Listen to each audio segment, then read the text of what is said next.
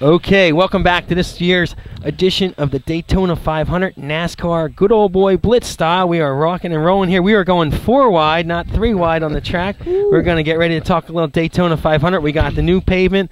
We got the 4 wide. We got 3 wide format, which I think will be phenomenal. They got a new draft. It's a little different on the draft, though, right? With the new track. Yep. Yeah. I mean, these cars they're closer than ever. They're not close. There's no closeness. Yeah. They're not close. Yeah, and they let the bump draft come back in last year. Is it similar to the bump draft where they're tapping? I mean, I think they're just rubbing. The whole time. Yeah, they're not bumping anymore. They're someone was telling. I don't know if I was talking to you that you said like if the car stays behind there too long, the car starts to overheat. And they got to slide out and come back in. Well, that was one of the rule changes they tried to make this week. They tried to make them run hotter so they don't. They can't stick there for 10 laps in a row. They have to move out or swap. Oh, okay. What they did, these cars are doing 206 in the draft. Yeah. It's like a little dicey right now. Yeah. So what they did is they said, okay, well we'll make the restrictor plate smaller. So they went down to 57/64 restrictor plate, which dropped off 10 miles per hour off the car, or 10 horsepower off the car. Okay, still wasn't enough. So then they went ahead and they changed the grill size to be 50 square inches. Yeah, 50 square inches. They've opened it up yesterday to 60 square inches. Why'd they open it back up? I guess because they were overheating too much. They wanted to keep the temperature of the water to 230. Well, and when they draft too much, they get up to 260. When everybody started getting down to Daytona, they had 100-pound pressure in the water cooling. Yeah. So the guys figured, well, the more pressure that they can keep in there, the cooler they can run. So then NASCAR last week or the week before changed it to a 30, 33-pound system. So then after the shootout, I think they was did. it okay? Yeah, so that's where this whole thing started from. You know, when they were jamming, when they were getting allowed to get that thing up to 100 pounds of pressure, then they could follow nose to tail longer. Yeah. You know, so now once they dropped that pressure, they had to get out and get a little bit of air. But like Dave was saying earlier, now when they follow each other down a straightaway, when they get to the corner, they sneak out a little bit. Cut The way the air comes around, it's as soon as they. I think it's going to be very interesting. Now, do you guys have? I seen something on ESPN the one week. Do you have a problem with the first race of the year being this NASCAR Super Bowl? I think it's good because it's almost like opening day of football. Everyone has a chance the first day. Yeah. You know, and like the steadiest horse will, you know, if your guy can be steady for a year, you know, I mean, it gives them all winter to get ready for the biggest race of the year too. Right. They're bringing their best car, their best right. stuff. Well, then you go into August. There's a couple of barometers there. One is the opening race, Daytona 500. Great big thing. It kicks off the season. But then you go for a long stretch, and in August you have the Brickyard 400 in Indianapolis. Which is another big another one. huge one. And then of course you have the one at Richmond that sets the chase. That's also big, a night race. Because that's a night race on a Saturday, and you have Bristol, which is another like one of the classic races. They say. Oh yeah, there's excitement. The Super Bowl of auto sports. To me, Daytona's usually not one of my favorite races. Yeah. They're there an incredibly long time, but to me, it's not one of my favorite races. Right. I enjoy watching it. It's the time of year for me. I mean, I'm locked inside. It's freezing cold outside. Right. It gives you some thing to look for. And I would like to talk to my sponsors, Budweiser. If Coors Light's out there, Miller Lite, you guys all stink because you gave me nothing for the race today. Nothing. Jimmy, and you've already focus. And you've already got a letter in your email from your lousy one. Well, I'm saying we should have stuff. We should have jerseys and give me Kevin Harvick's Budweiser. You know. The show's about over. You know they had it's not. Last night on TV they had a roast of Kevin Harvick. Right. I don't know if anybody saw that, but man, I'll tell you what, that Delana Harvick ripped him apart. Oh, those roasts get nasty. Like I don't know if you ever got. I'll tell you what, I don't know if they slept together last night or not, but I'll tell you what, it was ugly. Here's something I want: the qualifying for the Daytona 500. Can't we just open it up? And like, didn't they used to do that? Was like if you how do you get in? First of all, how do you get in the 125s? Do they just let everyone in? Time trial. Time trial. Past champions. To get into it? To get into the 125. Past champions. Okay.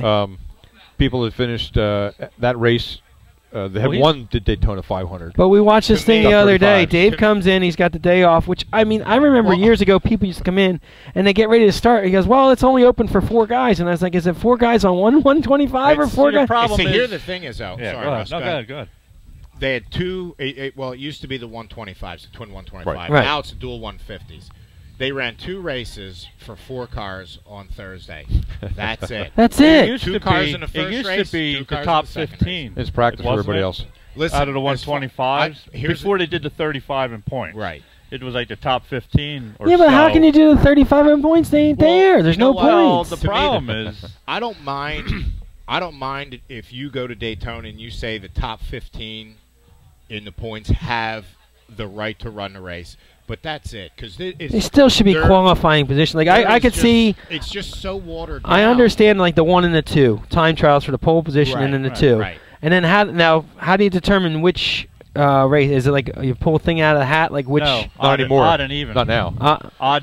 Odd and even down the list. Odds in one race, even. Yeah, but how do they determine from the past year's top 35 in points? Oh, they flip back and forth. It goes by time trials. Yeah, but the not for the duels. The duels get done off the time trial. Yeah, they go by time trials. The dual races are based off the time trial from the week before. Yeah. So if you obviously Gordon and Earnhardt Jr. locked in. So then after that, I don't know which way it went. But it was you're 3, 5, 7 right. are in one race, right. and 2, 4, 6. others are in the other. Yeah. You're thinking of the shootout that had the past champions and the rookies of the years and for lineup. All that stuff. Yeah, well, that's okay. You're on a. There's so many of these. But see, you know what though, Jimmy? To me, you know what? No, wait. This guarantees you guys in. This guy's top 35 guys in plus the 4 the 4 guys can qualify.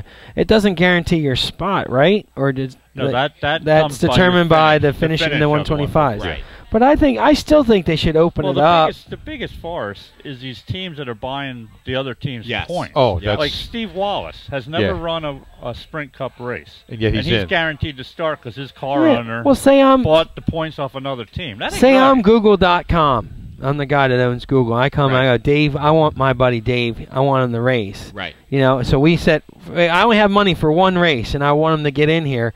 And all of a sudden, we don't. What you would have done then is, let's say I have a speedway license from NASCAR. Let's say I obtain that. What you would have done then is you go to Roger Penske, who had the 77 car available because there was no sponsorship for Sam Hornish. You buy that car number. Now you have. I get the points. I don't think that's right. Now today we got to hustle, Jimmy, but we only got an hour and a half to. We're in, Dave. Don't worry. I got the helicopter is landing right now. I see Pops has got our tire money ready. Most of those. I know he's looking for this. Most of those drivers have. I see him looking for it. He knows he doesn't know. I have the line up here. Any open spots? I got. I'm not in yet. All right, now we're in the 125. I'm running or the 150s. I'm running. I am Jeff Gordon. I crashed my car in the 150s. Right to the back. Ya.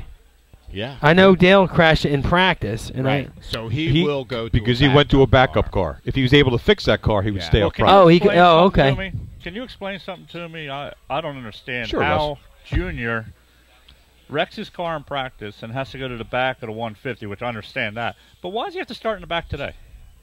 I don't understand that. Why is he getting penalized twice? Because you're qualifying for the race. He qualified for the race. Yeah, but then he ran the 150.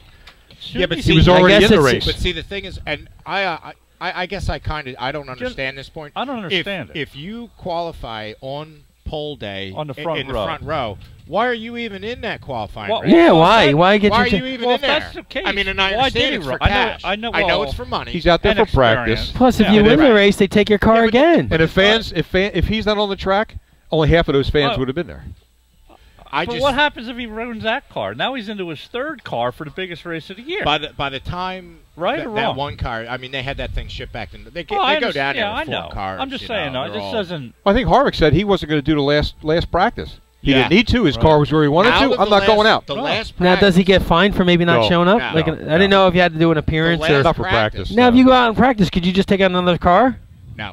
It's I don't serial think number. So. No. Well, I didn't know. I mean, if they say they would make you practice or something, can I just take out my practice car? Well, I guess not. I don't know. Yeah. Probably not. For the last practice, there was only 20 teams. Yeah. 20 out of 43 cars practiced. They're saving it. Everybody else kept it in the garage. There's nothing. Why would you go out there and draft in a pack of cars when you're just going out there to shake the car down? Why would you take the chance of ruining your car? Well, if someone else blowing a tire or something freaky, blowing an engine. You're trying to work something out.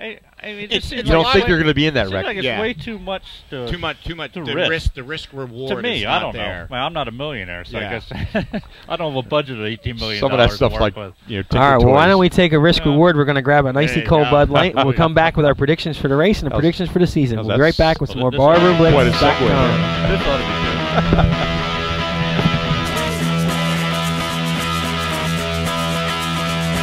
Never before have I turned on you when you look too good to me.